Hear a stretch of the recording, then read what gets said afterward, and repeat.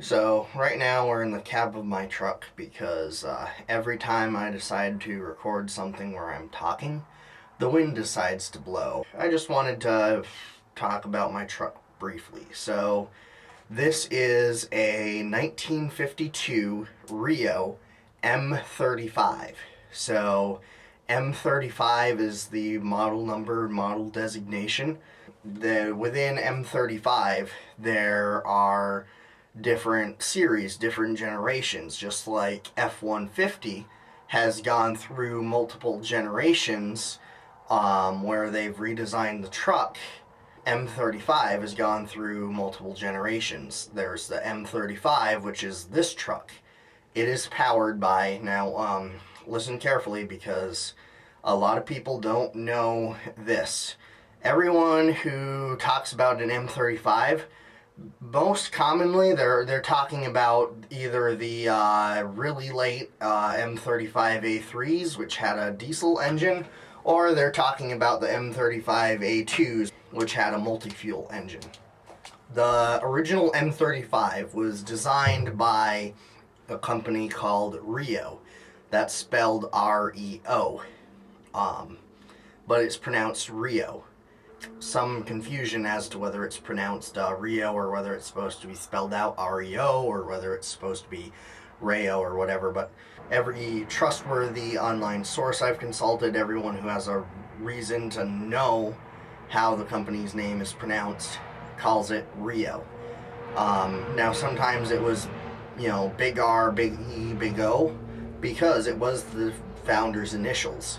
But then other times it would be just capital R and then the other two letters lowercase. But anyway, so it's made by REO, which the REO Corporation, it was founded by the guy that made Oldsmobile.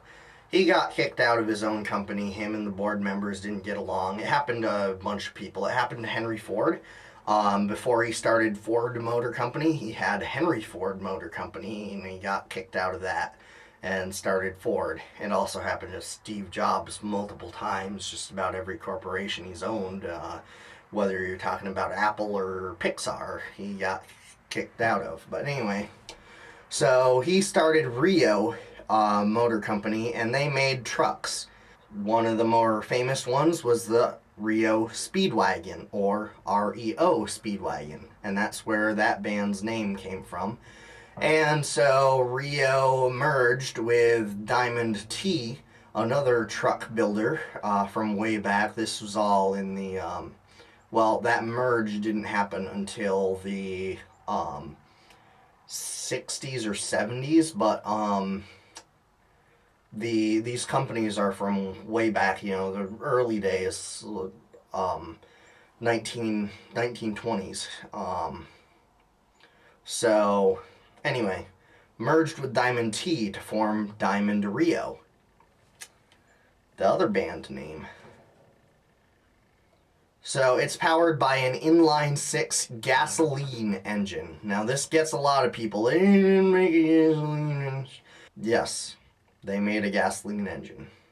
The original M35s were powered by a gasoline engine, either made by REO, who designed and built the engine, or it was Continental Motors, which they did not design the engine, but REO couldn't produce these trucks fast enough, couldn't produce engines fast enough, and so the government gave the plans to the engine to Continental, and so REO and Continental were producing engines for these trucks. And because REO couldn't put out the trucks themselves fast enough, a bunch of other companies also made the trucks, and they were powered most often by a Continental engine.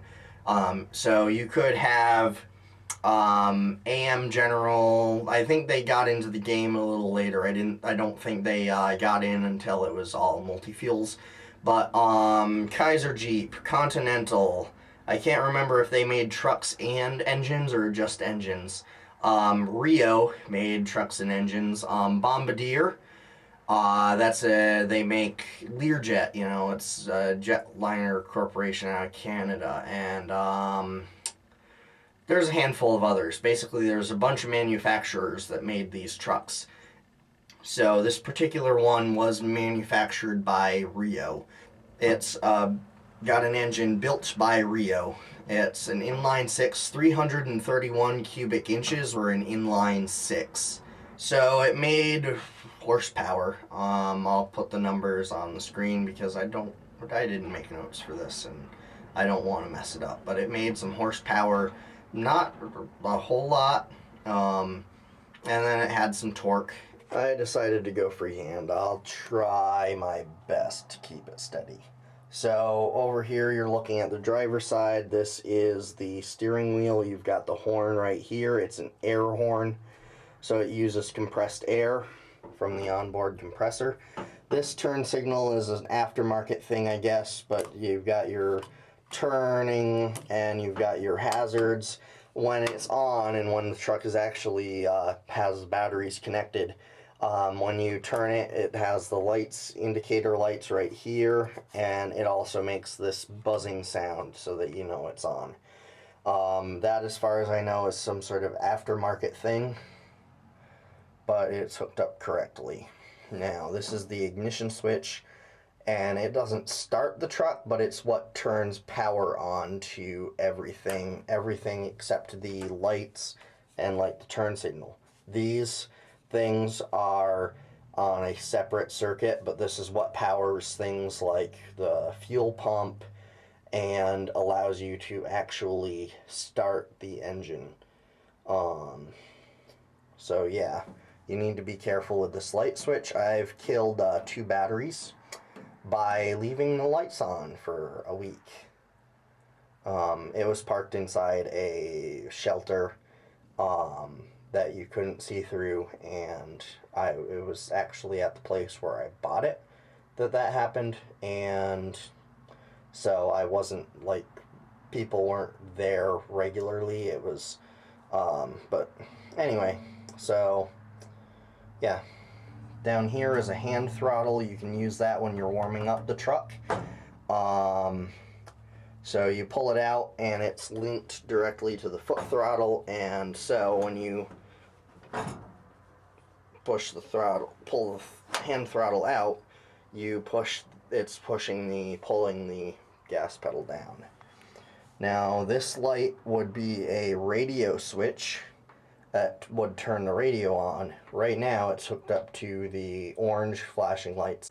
Okay, ran out of memory for a second, but basically when this light is in the on position and this is in service drive, the orange lights on top are spinning. But anyway, that's just a modification that was done to this particular truck. I don't know, as that's the way that all of these trucks are.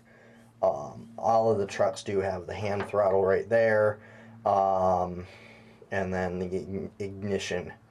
There are some differences in the multi-fuel. For instance, the ignition switch says something different on the multi-fuels, and it's actually a bigger lever thing that, anyway, there are slight differences between the gasoline-powered vehicles and the older, the gasoline. There's some differences between the gasoline-powered vehicles and the multi-fuel powered vehicles.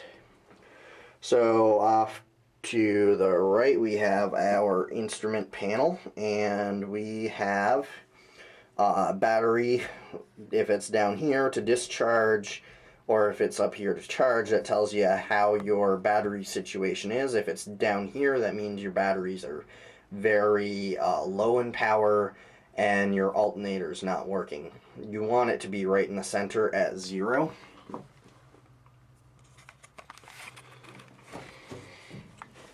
You want it to be right in the center at 0. But when you rev the engine up, it could go over to charge, and that just means that the alternator is putting out a lot of current. So this gauge is different on the multi-fuel model. Speedometer, now it does go up to 60. The top speed on this truck is supposed to be right around 60. I can't remember if it's like 58 or 62, but that's just more of a theoretical top speed. I don't imagine ever intentionally reaching that. And then of course you've got the odometer. One thing to be careful with odometers on any old military vehicle, they are not very accurate. They don't necessarily reflect total engine miles, and they may not even reflect frame miles, because they did a lot of engine swaps, and sometimes they swapped out an odometer. Sometimes they didn't reset it properly. Sometimes the odometer just stopped working and they didn't do anything about it. So you never know that is accurate. This odometer does seem to be keeping track of the miles that I put on it accurately, but I have no idea. For all I know, it could have rolled over 3 times. Who knows? And then you've got your fuel gauge over here. You've got empty, full, 3/4 all marked out. Yeah, and then so back over to this side, we have our temperature right here. Of course, anywhere in the middle between 180 and 220 is good. Of course, up here you're overheating. Down here you're running kind of cold, but it's fine when you're just starting out. And then this one is the air pressure. So you've got 15 psi, 15 to 30 psi. I believe that 30 psi is the minimum safe speed to drive in, because your brakes are powered by air. You have very little braking ability when you do not have enough air. And so there is an air pressure low air pressure warning buzzer that will go off if your air pressure drops below 30 or 15 or whatever that set safe limit is. And if that happens, you really should pull over immediately and let that air pressure build up again, and you should try and figure out where your air is leaking. These two little things right here, and you saw one over on this side here, those are just little lights that come on when the panel lights are on. I'll show you that at some point. So over here you've got your oil pressure. Now the multi-fuel trucks, they have an oil pressure gauge that goes up to, I believe, 120. But the proper gauge for the gasoline engines only goes up to 60. However, 60, and I think it's like 62, is the maximum, expected pressure when you are driving. They realized that this was a bad gauge to have, that your maximum is not actually readable. You can't tell if your oil pressure is above what your normal range is. But it does give you a good idea that your oil pressure should be right at 30 when you're idling. So the oil pressure gauge, you can switch out the 60 or the 120, but when you change from one to the other, you also have to change your oil pressure sending unit. That way that unit knows that you have a larger or smaller gauge to work with. Off to the right of the instrument panel, we have a fording kit. This, if you pulled this, it would deploy slats in front of the radiator. It would plug up the crankcase ventilation automatically, and it would do one other thing. I don't know what, but it's not hooked up to anything. It just goes to 3 cables in the engine bay that just kind of sit there. And then this is your choke. So I don't I don't remember if the multi-fuels have a choke, but all of the gasoline engine models should have a choke, and it works just like the choke on your lawnmower. Yes, I haven't actually 100% figured out what it is, but I believe it's a power receptacle. It just, there you can plug in like radio equipment or whatever. I haven't taken the time to actually make sure that that's actually what it is and to see if it's actually hooked up, but that is my belief. And then there is the high beam indicator light that just lets you know that your high beam headlights are on. And then you've got all the data plates and information. The great thing about this truck is a lot of the necessary information is just posted all around. So as long as you have a basic understanding of how vehicles work, you can get that information that you absolutely need. But I would recommend, if you're doing anything besides driving it, so if you're doing any kind of maintenance, any kind of repair, that you give that manual a read. You find it somewhere online and you download it, because it is really helpful. So down here at our foot pedals, we have this one up here in the corner. That's just your light dimmer switch. So yeah, if you turn on the lights, you're on low beams. You tap it, you're on high beams. Tap it, you're on low beams. This is a clutch. It's got a manual transmission, so you have a clutch right there.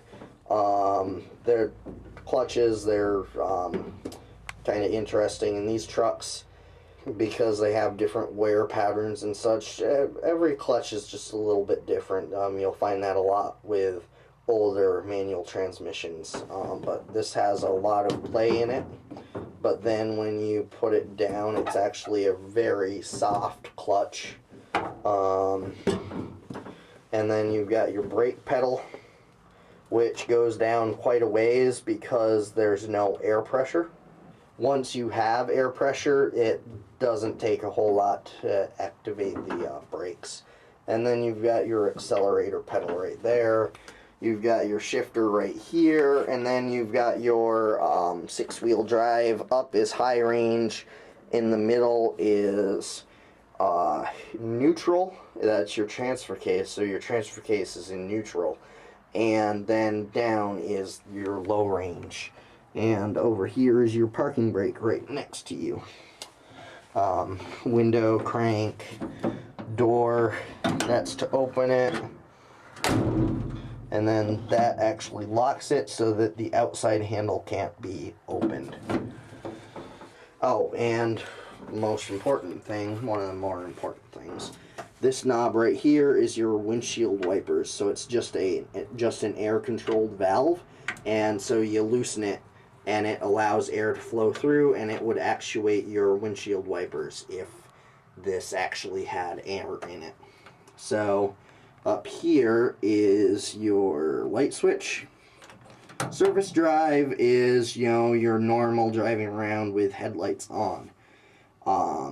So your headlights are on, your tail lights are on, and you will have brake lights. Stoplight. That is normal driving around during the day with headlights off, but when you hit the brake pedal, your brake lights will come on. Off is, of course, off. And then blackout marker would turn on the blackout marker lights, which are just these tiny little lights that allow you to have your truck visible from the ground from a fairly close distance, but it won't be visible from the air, so if you ever are in an air raid. And then blackout drive is, it just powers another kind of small light, and you could theoretically drive around. If you had to drive around in a blackout, you would do that. But they are not useful at all for any on-road, legal on-road driving. This here is just a lock. You have to hold it up to get this thing over from the off position. And then you've got your panel lights right here. You can turn your panel lights, that's dim, that's bright. They're not super bright, but that's those little three little things right there. And then parking lights just kind of turns on your 4 turn signals, but they're on solid. And I don't 100% know what that's for, but basically it marks your position. I think that's it for in-cab controls. Up here you have your windshield wiper. You can manually operate the windshield wiper if you need to, if you just have like a mist or something on there. And then these are all the air lines for your windshield wipers. And this is where you can open up your window, and that's basically your air conditioning right there as you open up your window. Down here, I forgot to mention, there's also a kick vent that opens up on the side there. That lets some air in because it can get kind of warm down by your feet. Over there's glove box, of course, passenger door and window, passenger's bench seat. That's about it.